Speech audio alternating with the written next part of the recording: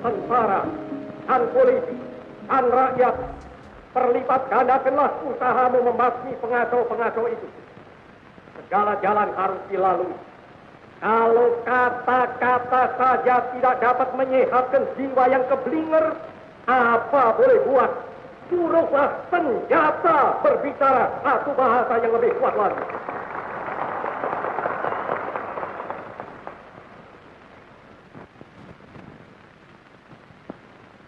Padahal angkatan perang tidak boleh ikut-ikut politik. Tidak boleh diombang-ambingkan oleh sesuatu politik. Angkatan perang harus berjiwa, ya berjiwa. Berapi-api berjiwa, berkobar-kobar berjiwa. Tapi dia tidak boleh ikut-ikut politik. Ayo bangsa Indonesia, dengan jiwa yang berseri-seri, mari berjalan terus. Jangan berhenti, revolusimu belum selesai. Jangan berhenti, sebab siapa yang berhenti akan diseret oleh sejarah. Dan siapa yang menentang corak dan arahnya sejarah, tidak peduli tiada bangsa apapun, dia akan digiling, digilas oleh sejarah itu sama sekali. Kalau pihak Belanda menentangnya, dengan misalnya tetap tidak mau menyudahi kolonialisme di Irian Barat, satu hari akan datang, entah besok, entah lusa, yang dia pasti digiling gilas oleh sejarah. Berikut. Mau hidup harus makan. Yang dimakan hasil kerja. Jika tidak bekerja, tidak makan. Jika tidak makan, pasti mati. Inilah undang-undangnya dunia. Inilah undang-undangnya hidup. Mau tidak mau, semua makhluk harus menerima undang-undang ini. Terimalah undang-undang itu dengan jiwa yang besar dan merdeka. Jiwa yang tidak menengadah, melainkan kepada Tuhan. Sebab kita tidak bertujuan bernegara hanya satu windu saja. Kita bertujuan bernegara 1000 windu lamanya. Bernegara buat selama-lamanya. Jerbasuki Mowobeo. Sekali merdeka, tetap merdeka. Merdeka, merdeka buat selama-lamanya. Terima kasih.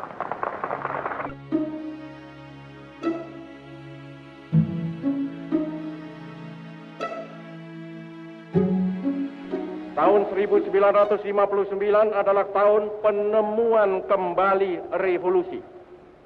Tahun 1559 adalah tahun rediscovery of our revolution. Oleh karena itulah maka tahun 1959 menduduki tempat yang istimewa dalam sejarah perjuangan nasional kita. Satu tempat yang unik. Sekarang, hei bangsa Indonesia, bangkitlah kembali. Bangkitlah kembali dengan jiwa proklamasi di dalam kalbu. Tinggalkan alam yang lampau, tetapi jangan mengeluh. Jangan mengeluh. Keluh adalah tanda kelemahan jiwa. Ya, memang alam yang lampau salah. Alam yang lampau itu kini kita rasakan seperti satu pembuangan waktu 10 tahun lamanya. Tetapi toh jangan mengeluh. Berbesarlah hati bahwa kita sekarang ini sedar dan berjalanlah terus. Sekali lagi saudara-saudara, sekali lagi, dan segala tenaga dan segala modal yang terbukti progresif akan kita ajak dan akan kita ikut sertakan dalam pembangunan Indonesia.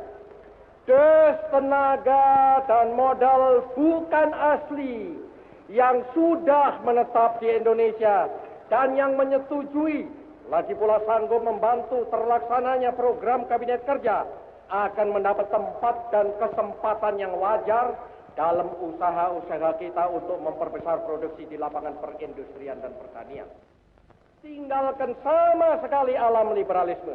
Tinggalkan sama sekali segala konstruksi-konstruksi dari alam liberalisme. Tinggalkan sama sekali Undang-Undang Dasar 50. Masuklah sama sekali dalam revolusi lagi. Pakailah Undang-Undang Dasar 45 itu sama sekali sebagai alat perjuangan. Kibarkanlah sama sekali benderanya demokrasi terpimpin. Hiduplah sama sekali secara baru. Berjuanglah sama sekali secara baru. Demikianlah boleh diibaratkan makna dentuman dekret presiden.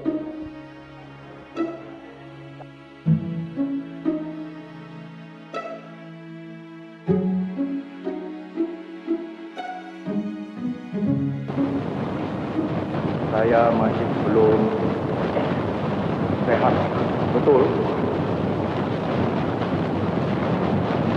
Pidato yang saya siapkan adalah agak panjang, tetapi berhubung dengan belum sehat saya akan bacakan dengan tenang-tenang, alon-alon asal kelakon.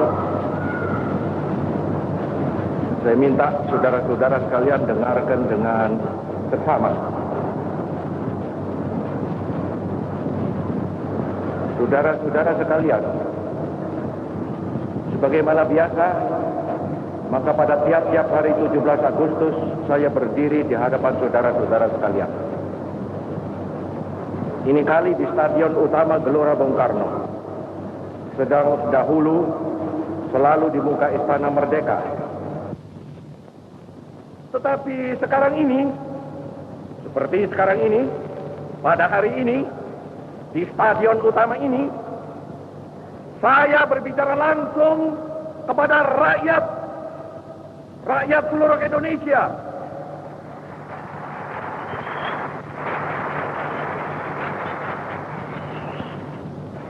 Bahkan juga langsung kepada seluruh dunia, dari timur sampai ke barat, dari utara sampai ke selatan. Saya sekarang tidak terutama sekali berbicara sebagai presiden mandataris, tidak sebagai presiden perdana menteri, tidak sebagai presiden panglima tertinggi. Saya berbicara di sini sebagai penyambung lidah rakyat Indonesia.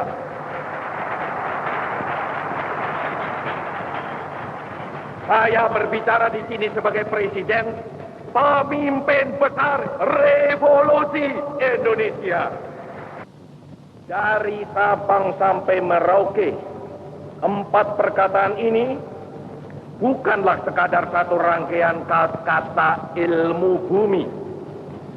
Dari Sabang sampai Merauke bukanlah sekadar menggambarkan satu geografis begrip. Dari Sabang sampai Merauke bukanlah sekadar satu geographical entity. Ia adalah merupakan satu kesatuan kebangsaan. Ia adalah satu national entity. Ia adalah pula satu kesatuan kenegaraan. Satu state entity yang bulat kuat. Ia adalah satu kesatuan tekad, kesatuan ideologi, satu ideological entity yang amat dinamis. Ia adalah satu kesatuan cita-cita sosial yang hidup laksana api unggun. Satu entity of social consciousness like a burning fire. All the social conscious men praise for our victory. Karena itu, hei seluruh bangsa Indonesia, tetap tegakkanlah kepalamu.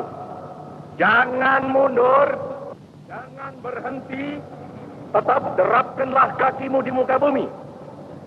Jikalau ada kalanya saudara-saudara merasa bingung, jikalau ada kalanya saudara-saudara hampir berputus asa, jikalau ada kalanya saudara-saudara kurang mengerti jalannya revolusi kita, yang memang kadang-kadang seperti bahtera di lautan badai yang mengamuk ini, kembalilah kepada sumber amanat penderitaan rakyat kita yang kongruen dengan social conscience of man. Kembalilah kepada sumber itu, sebab di sanalah saudara akan menemukan kembali realnya revolusi. Tetapi alhamdulillah Tuhan menolong. Lalu kita bangkit. Lalu kita menggeletekkan kita punya stop kepada segala penyelewengan mental itu.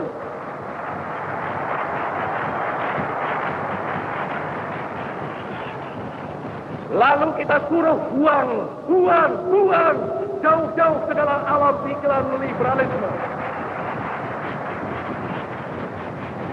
Lalu kita dengungkan semboyan baru, yaitu demokrasi terpimpin. Lalu kita kocok habis-habisan multi-party system. Lalu kita canangkan manifesto politik. Lalu kita telurkan pemerasan manipul, yaitu USDEK. Lalu kita camkan kepada rakyat perlunya revolusi sosialisme pemimpin nasional yang satu, yaitu Resopim.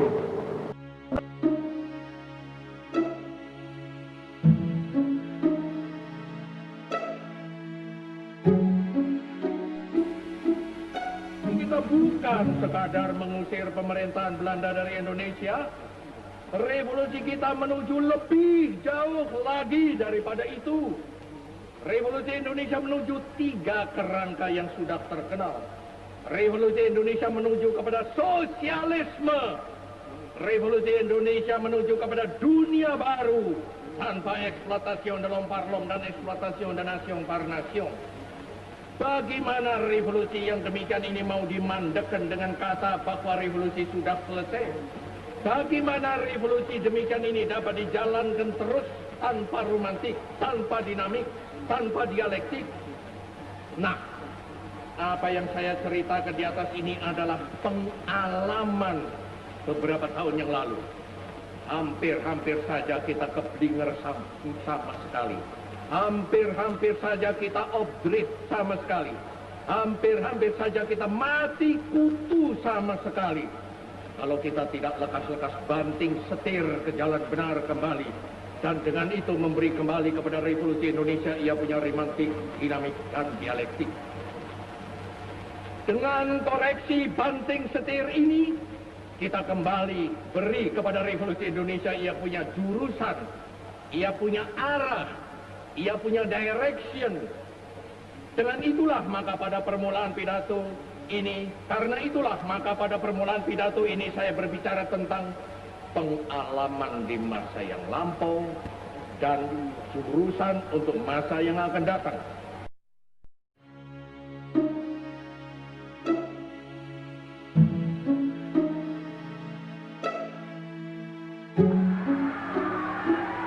Syukur kepada Tuhan yang Maha Esa bahwa Ia telah melindungi dan menuntun negara dan bangsa kita hingga kita dengan selamat telah sampai kepada hari yang berbahagia sekarang ini. Dan moga-mogalah lindungannya dan tuntunannya itu tetap dikurniakan kepada negara dan bangsa kita dalam memasuki tahun yang ke-22 dari kehidupannya dan selanjutnya. Lindungan dan tuntutan Tuhan itu sangat kita perlukan dan sangat kita mohonkan. Sebab tiada sesuatu berjalan selamat tanpa ridhonya Tuhan yang Maha Kuasa. Dan masa depan yang akan kita masuki sudahlah menampakkan gejala-gejala yang menunjukkan akan datangnya masa yang lebih berat.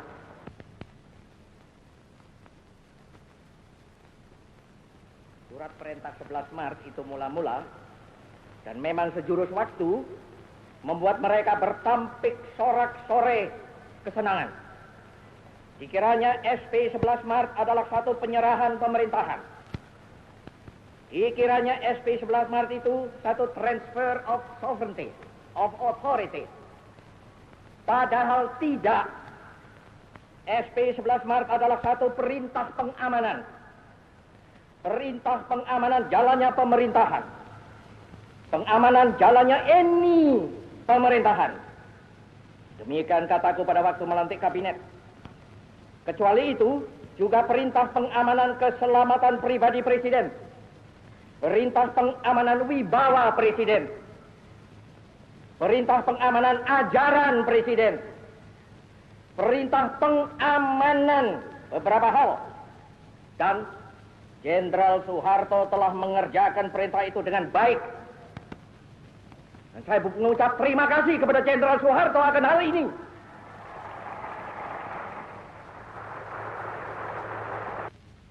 Isi jiwa kita yang sedalam-dalamnya, maka pokok intisari mandat yang saya terima dari MPRS ialah membangun bangsa, nation building, dari kemerosotan zaman kolonial untuk dijadikan satu bangsa yang berjiwa, yang dapat dan mampu menghadapi semua tantangan. Satu bangsa yang merdeka dalam abad ke-20 ini. Itulah intisari pokok daripada mandat MPRS kepada saya. Sesungguhnya toh bahwa membangun satu negara, membangun ekonomi, membangun teknik, membangun pertahanan adalah pertama-tama dan pada tahap utamanya membangun jiwa bangsa.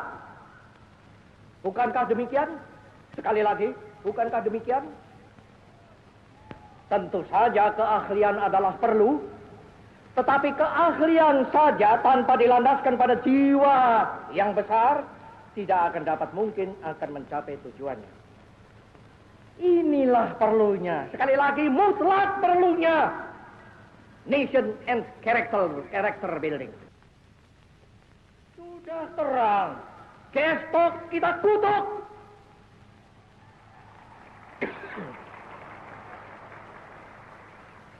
Dan saya mengkutuk pula.